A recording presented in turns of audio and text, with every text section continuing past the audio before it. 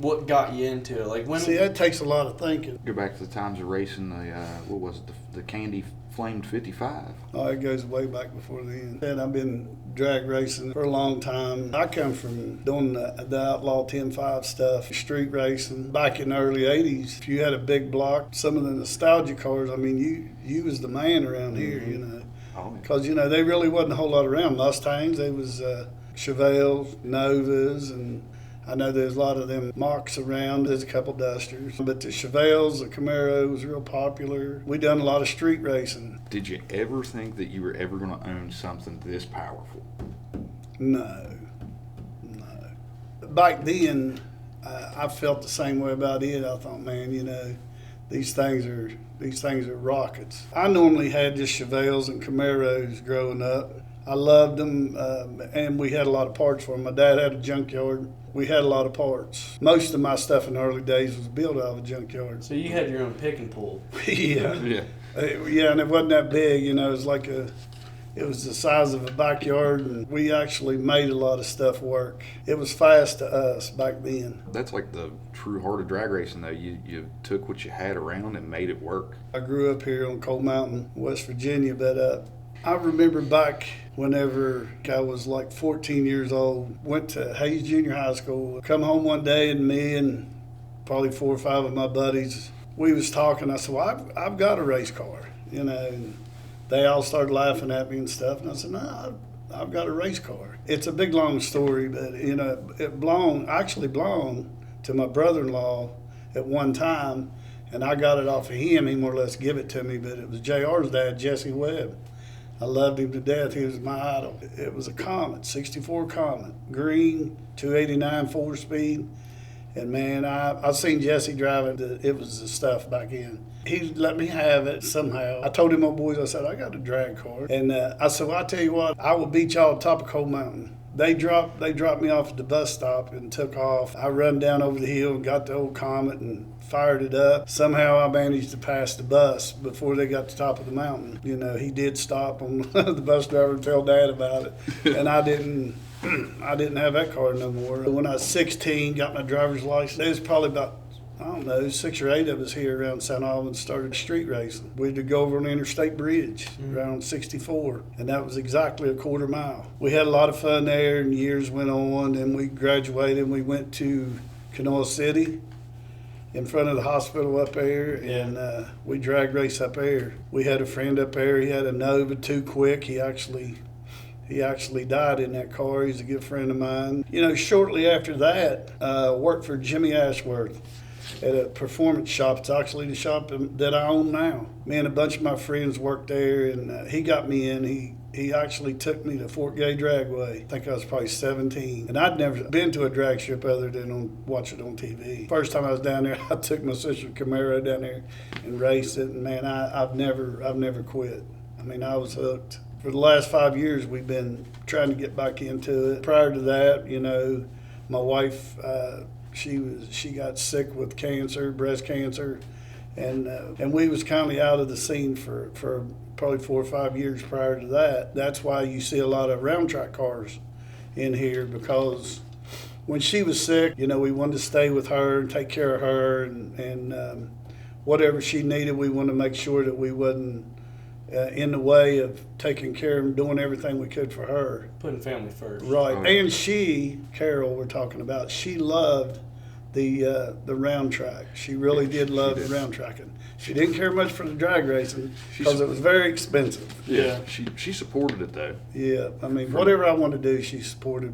She liked the round track, so we did that, and you know, unfortunately, we lost her to the cancer. Me and Mike started back up. It's very demanding. You could go to a no-prep race with a car and go home without a car. I'd say 3 years now we've been going racing with them, and it's really awesome. It's a great group of people. Very competitive, man. Yeah. I mean, I know it's a show, and people looks at it as a show, but I mean, it's some of the best. It's probably some of the best racing. So, No Prep Kings event, you get 2 shots at the track Friday night, and then you go into elimination Saturday. You don't know whether the track's going to be the same as it was Friday night as it is Saturday day or anything like that. For those guys to take those cars and run within hundredths of a second of each other and make good passes, is a feat. We've seen a lot of our buddies have some very close calls. Some of them were more than close calls. Some of them wound up loading their cars in the trailer, not in one piece. Robin. Dave Atkins and Justin. Yeah, I seen, Justin got on that fire that night we was there. I didn't think he got out of the car. He got out and I didn't see it.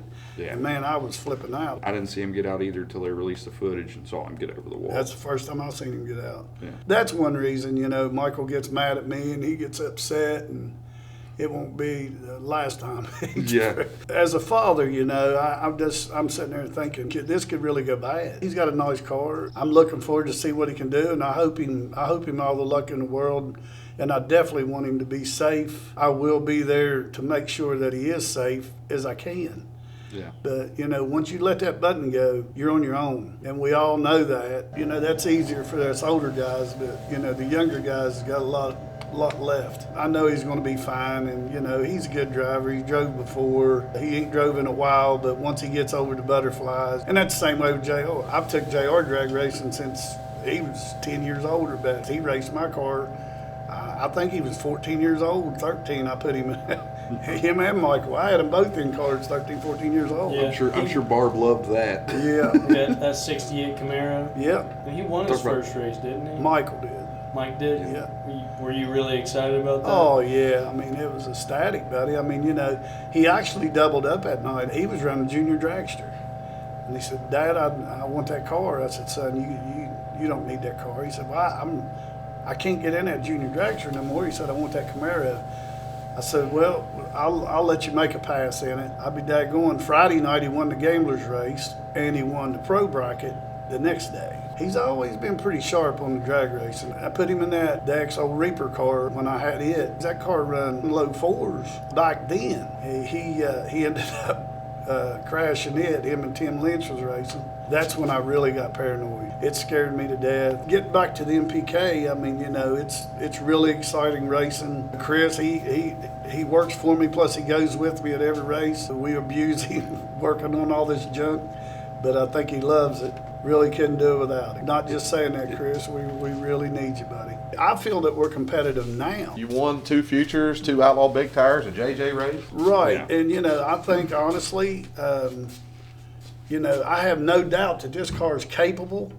I know this car can win. If I didn't, it would not be there. I would not be spending my time to even deal with it. I honestly think that Michael and JR's car, I think they're very competitive. They're going to be there. It's going to be a learning curve this year for me. Did you yeah. tell them the story from running from the cops? No, I'm not going to. Hey, it's past the statute of limitations. Statute of limitations is 10 years. You can talk about that one. Have you talked about where you see yourself this year in MPK? Have you talked about what you think about the future? You can only speculate. It's where you want to be. Really? When I first started doing this, I thought, man, to be totally honest with you, I didn't like it. As far as the way they acted, on camera, then they turn the camera off, and then they want to borrow your coal, or you got to rock her arm, or But when they turn the camera on, I'm gonna whoop your ass. But it's like WWE, man. Yeah. It's like wrestling. The only bad thing, that I see coming is I'm from the old school. When they get up and start marking me off and stuff, it ain't going to be real good.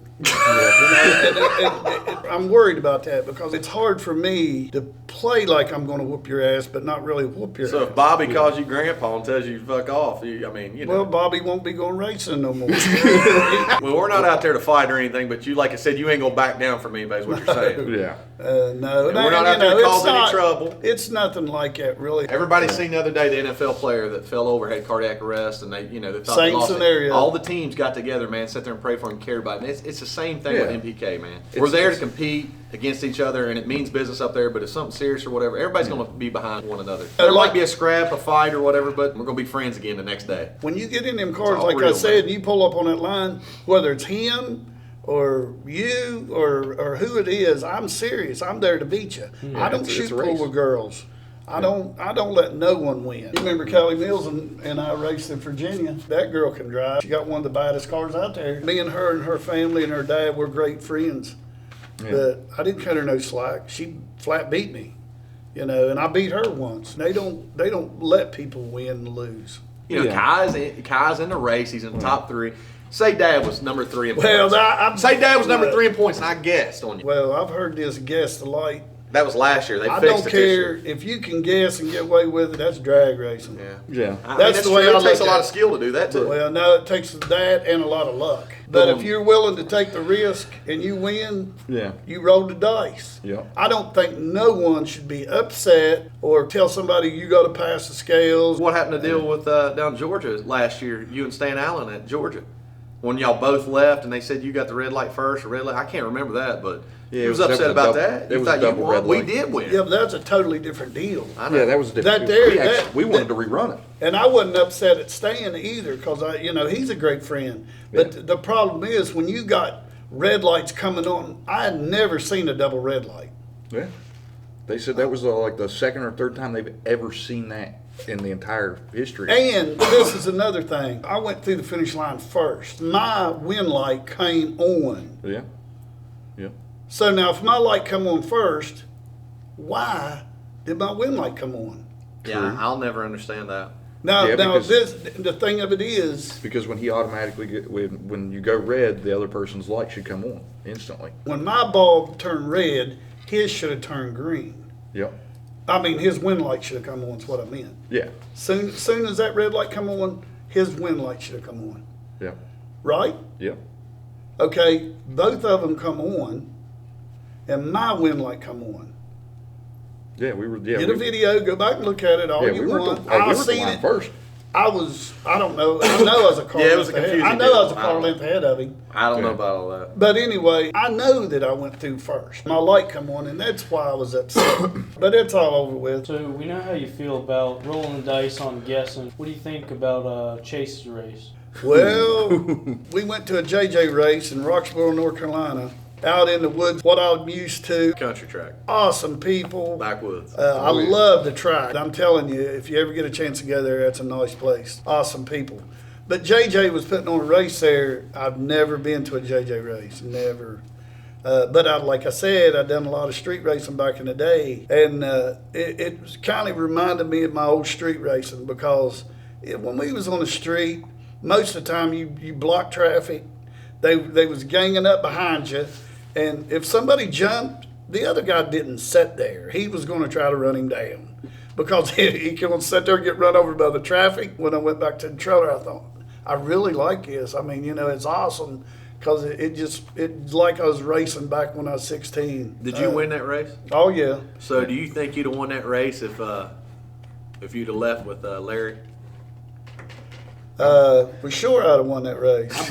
Larry had told me how to run the race prior to going to that race. And like I said, we're good friends. But I just didn't think he thought when he was on the phone it was going to come down to being him. I had a great time. Anytime Larry shows up or Brent Austin, y'all better pay don't attention. Count, yeah, A lot don't of them count 'em Virginia out. boys, man, are Yeah, good. them two stands out. Right. I believe my soul to God they can start top fuel tomorrow and be competitive. And that's how much faith I got into them. And the coolest thing we didn't even talk about, this is my first race with JJ, first arm drop I've ever been to. We go there, we win the race, but prior to that, I think it was like second round, maybe third round. We got in there and I'd pulled, Sarah. it was Sarah, it was Larry's wife. Yeah, you pulled And Sarah. I pulled her, and no more than I pulled that chip. JJ jumps up, and hey, if it's all right with you, I'm just going to trade Sarah, and you can run me. So they traded chips, so that put me and JJ together. I knew that he was going to jump. I knew he was. So I had all intentions in the world. I'm going to settle. So I got up there, and I'm holding the button. I mean, I see him take off and jump. Oh, he was way out. And my stupid, Way out I there. let the button go. And But he was 2 car lengths out before Dad even took off. I called him. I guarantee you it was about a car length from the finish line. Yeah. And I went around him at the finish line, and I was spinning so hard my car was completely sideways. And whenever I went through the finish line and lifted on it, I shot across in front of him. Y'all thought I wrecked. Oh, yeah. I did. You couldn't see none. All you seen, smoke and dust. Yeah, I 100% thought that you were in the guardrail. I mean, you beat him when he crossed the finish line. He went over in his lane and finished in front of JJ. So JJ was really looking at his taillights. I was just telling myself There in was my a- head, I hope that's a that, new I hope meaning to that looking at wheel's your not taillights. hurt, and I hope that tire's not hurt. Yeah. 2023. Chandler Motorsports in Chandler. We're coming for you. No Prep Kings. Come watch us. We got a hell of a personality over. Come over and just say hi. We'll talk to you. We always smile. I'm always smiling. This dude here's serious. I'm the fun guy. He's the serious guy. He takes I'm the care of one all that spends the money. Yeah, bullshit. I bought it, you know. I still got credit card debt.